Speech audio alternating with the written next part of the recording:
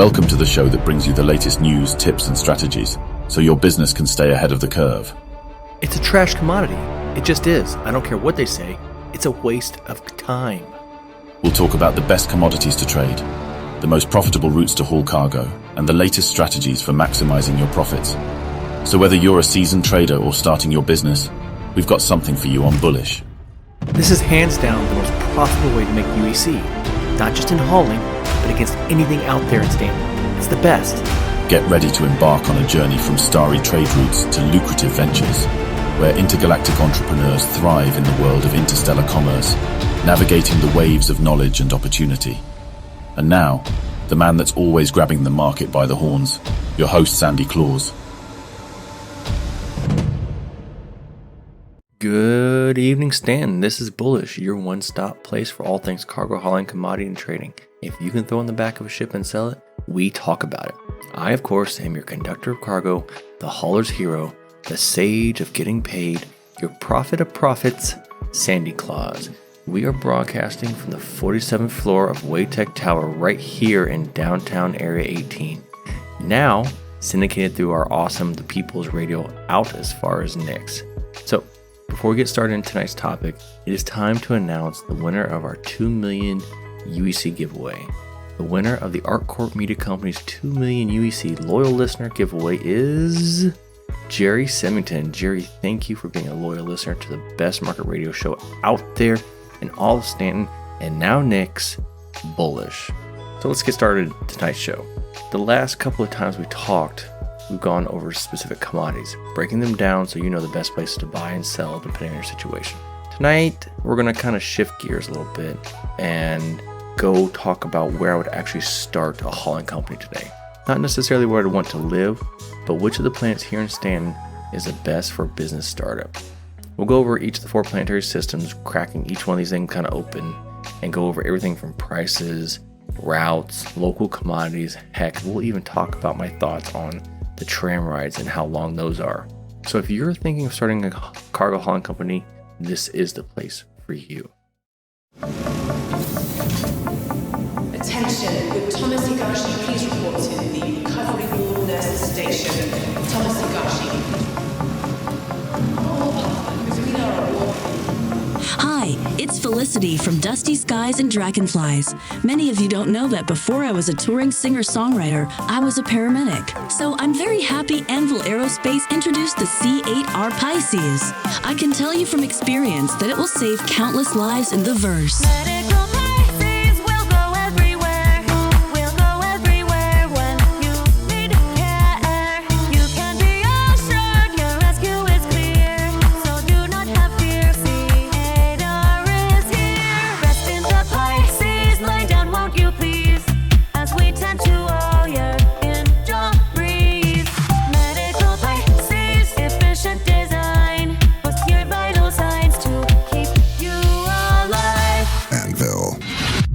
Above. We're going to do this in no particular order, so don't read anything into it as we list these planets out. I will at the end give you my list of top 1 through 4, but for now, don't read anything into it. And what better place to start than right here in ArcCorp? Let's go over the commodities and prices, since in the end, that's most important. ArcCorp is orbited by Walla and Lyria, both really good moons, plus its planetary system boasts the most diverse range of commodities. Here you can find laranite, diamond, beryl, quantanium, titanium, agricium, acetine, and even helium in these big massive events like Invictus. And these are just the big commodities. In fact, I can actually sum up ArcCorp as always the bridesmaid, never the bride. Yeah, it's got a lot of commodities, but you're rarely going to find the best singular price for a commodity outside of maybe beryl. Yeah, you have the cheapest price to buy beryl here, but it is the lowest inventory level, so you spend 3 to 4 times as long waiting to fill up your ships. When it comes to Area 18 and selling your goods here again, it just always comes in second best. So that's why I said it's good, but never the best in anything. Bajini Point is a decent space station that orbits ArcCorp, a good place to stage out of, but nothing in particular that give you a reason to really use this station as your base of operation. Arc L1's Wide Forest Station remains probably the most popular location for miners to refine their quantanium, which means it's also a popular place for pirates, so just keep that in mind if you want to go off of someplace not planet side. So if you're looking to just haul goods, this is a good option to lock in some contracts to transport refined quantanium, but you'll never be able to sell anything here. Moving to planet side and closer to Area 18, my first gripe is that the spaceport can be difficult for newer pilots to find, especially at night. So if you come in from an unfamiliar angle or accidentally get turned around, it can be kind of difficult regaining your bearings and finding a spaceport. The tram ride from the spaceport to Central 18 isn't horrible, not the shortest, not the longest, just like everything else in ArcCorp. Outside of weapons that center mass, there really aren't any of the top-of-the-line components haulers need here. So in the end, the appeal might be that everything is second best, which means no matter what you do, it won't be a disaster. Here, you can just be a jack of all, but a master of none. Ready to embark on your next adventure? Ready to travel the universe at ludicrous speed? Look no further than ArcCorp, the premier quantum drive company. With our cutting-edge technology and reliable service, wherever you go, ArcCorp is there. It's a crazy verse, you know that ArcCorp is there. Massive like our world, and you know that ArcCorp is there. Sail across the stars and lots of possibilities. No matter how far, quantum reliability. Now, next let's go look at Microtech. I'll be the first to admit that I don't spend a lot of time here as I should, but I do see the appeal. As far as commodities go, you have medical supplies, gold, beryl, acetane, agricium, and diamond.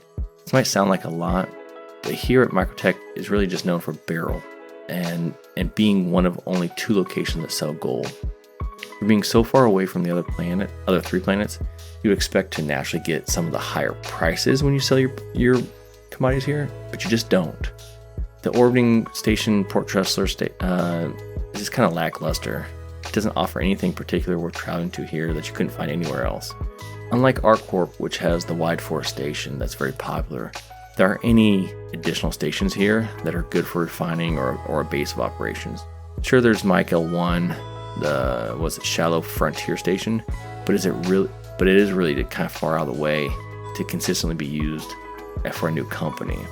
The orbiting moons Calliope and Clio are similar distances away from Microtech, the way Walla and Leary are for ArcCorp. Both offer commodities to buy, but the big ticket items are actually sold on Microtech proper, the actual planet. Which, if you are planning to just selling at New Babbage, this will cut your run times to insanely low numbers. Plus, lower fuel prices, lower wear and tear on your ships. New Babbage itself has some good shops and components for adding to your fleet.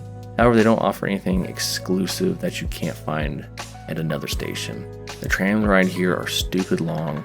Heck, even the route to get to the trams is long too from the spaceport.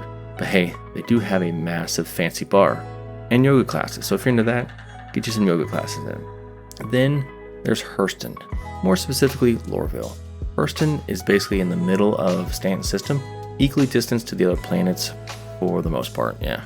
Here we have 4 orbiting moons, Ida, Magda, Aberdeen, and Ariel. Outside of Aberdeen, which is kind of mostly known just as a popular rock mining location, each of the other 3 moons have at least one commodity that has the best or the second best price. In Hurston, you will find commodities such as laranite, titanium, beryl, and diamond as probably the most abundant resources, but there's other ones out there. With Ariel probably as the most traveled to location of all 4 moons, because it will have your laranite and titanium. Besides the fact that it is right in the middle of Stanton, the other big selling point is just that, the selling prices. Lorville usually has some of the best or second best prices for selling commodities. 2 of the big downsides though that I could say for Lorville is Hurston doesn't really sell any of the components we need to upgrade our ships. So that's kind of a bummer. And then you also won't be able to purchase any weapons for yourself or your crew. So if you're looking for that security measure, Hurston may not be for you. But still, being in the middle of it's not too bad. And then our last one, Crusader. So I'll go over Port Alsar first. Port O, as we've already been heard in some of the news articles out there, is going to be decommissioned, and they got a new station being built. But we're going to just talk about now, all right? Because it's going to take a long time. It's going to take years for that station to be rebuilt. So Port O is okay as a station. Huge Navy presence out there. Really nothing to buy at that station. Can't buy anything really good or sell anything good for haulers. A lot of pirates in this area. If you haven't seen Grim Hex, our 2 moons that orbit Crusader are going to be Yella and Selling. So the big commodities out here. Oh, don't forget Daymar. Don't really go to Daymar a lot because there's really no commodities out there for me.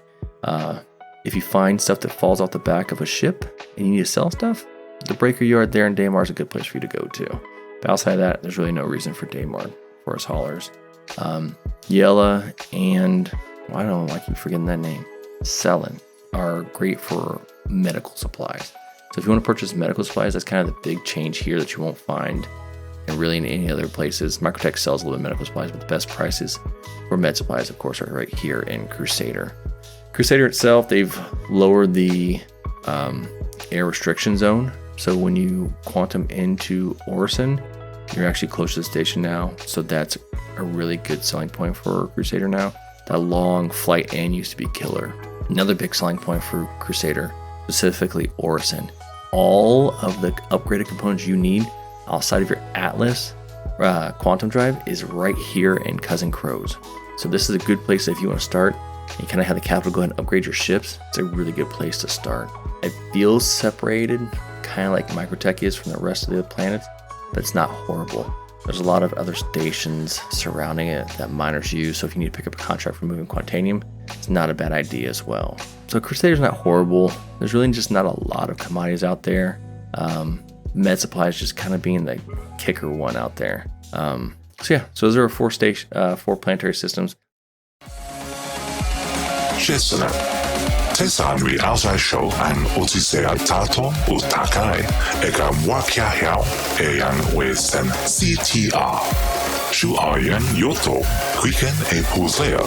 Since opening our first franchise in the city of Aijuan Green in the Alice system in 2944, Jisho Corporation is proud that our city repair and refueling stations became the first Bullish-owned business in the UAE.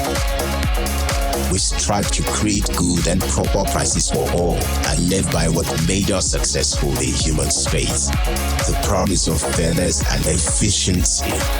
In fact, researchers have shown that CTR is 23% more efficient than our human-owned counterparts in the area of repair speed. So if you need your repair done quickly, there is only one name: CTR.